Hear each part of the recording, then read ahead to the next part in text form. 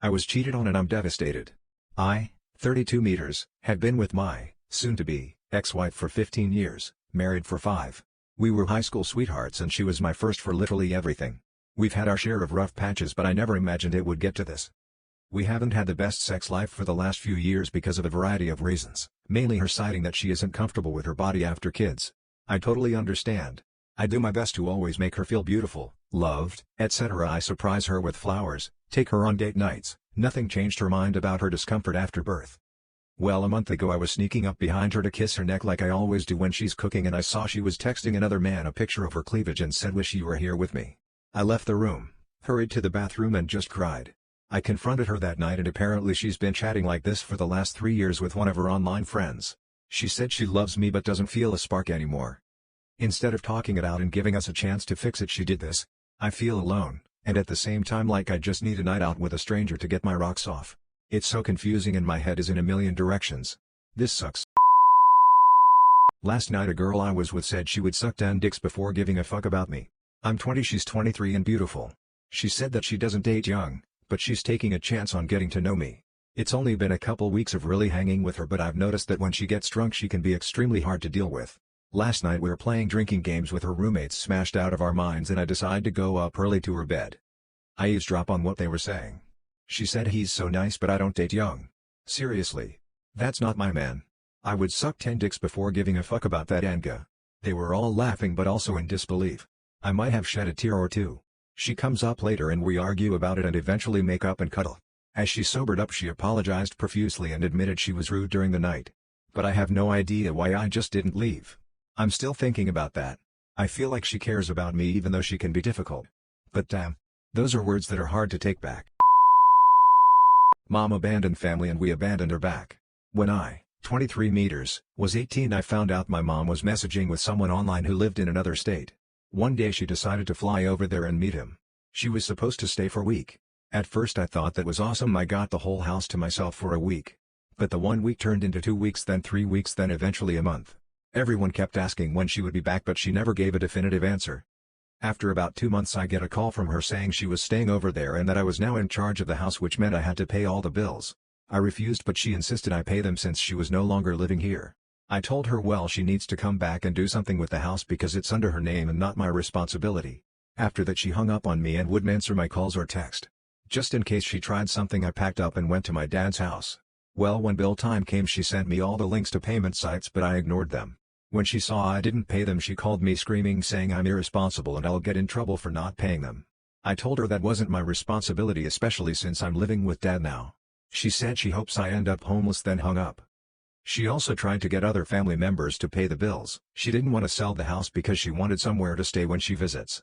She gave up and came back to sell the house. In the time she was here we barely had any contact. And when she eventually moved back to her new boyfriend we contacted even less. I only knew how her life was going because of social media. It's been 5 years since then and I recently got a message from my mom asking if her and her family can come stay with me. I'm not the first one she asked, thought. She went to a couple others first but was rejected each time. Apparently she has no support system over there and needs help. She's a stay-at-home mom and her husband got fired. They are having trouble making ends meet and want to stay with someone until they get back on their feet. I rejected her as well, saying I have no room and also want nothing to do with her. That didn't go over well and now she's blasting the family on social media saying we are abandoning her in her time of need. It's ridiculous that she doesn't see the irony in her own words. She's texted us non-stop saying how we have a duty as family to help. We even get texts from her new husband calling us horrible family members. We have all blocked them since then. Gave my husband head yesterday and never seen him like this. We have been having a hard journey with our fertility and anyone that's been on that ride knows it can affect every aspect of relationship. So I have been putting in extra efforts outside of the fertility window to show him how appreciated he is for all the love and support. It being a lazy Sunday afternoon he texted me from his office upstairs that he wants me. I was happy to. But made it all ABT him. By the time he came our bedroom, I had lit just one tiny candle and pulled the drapes to make it dark.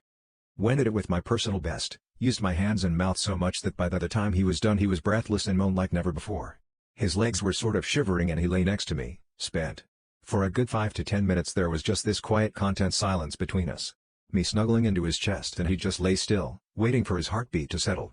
He whispered into my hair, I was hoping to make today ABTU but not complaining. He has been working out regularly for 1.5 years and is reasonably fit, so I know that him getting winded out is not because of lack of stamina. I actually did go over and beyond. I cook well too. So right after that we had a wholesome home-cooked meal that I had cooked prior to his text. I am just so happy I could give him a wonderful Sunday. My wife silently cries for hours every night and I don't know what to do. My wife and I are college sweethearts. When we met, I was dating someone else, a girl I'll call Fran. Fran and I got along like a house on fire. Fran broke up with me. I was bitter. I wanted her to feel jealous, so I dated the one girl Fran couldn't stand and gave her everything Fran wanted. It was my now wife. Over a decade later and I'm happily married. She's so smart and sweet and beautiful to me. She's my soulmate.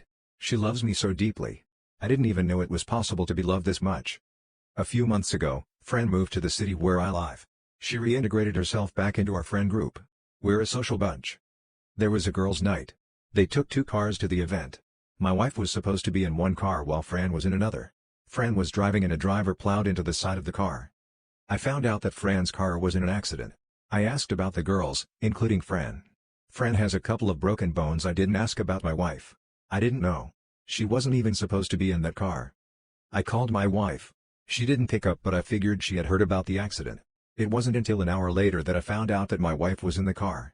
She was the most seriously injured since the other car plowed into the passenger side. My wife was a champ. Pulled through physical rehab like it was nothing. Always had a smile on her face. Everyone was impressed by her attitude and strength. I woke up one night because I was thirsty. Somehow I realized that she was crying and she was doing it silently so I wouldn't wake up. I laid awake for the next few days. She would cry for hours at night. And be good in the morning. When I shift in bed she becomes even quieter. But she still cries. I don't think anyone has noticed that she's sad. All of our friends are still focused on Fran, who is still injured. I don't know what to do. I love my wife so much. I don't know why she's hiding her tears from me.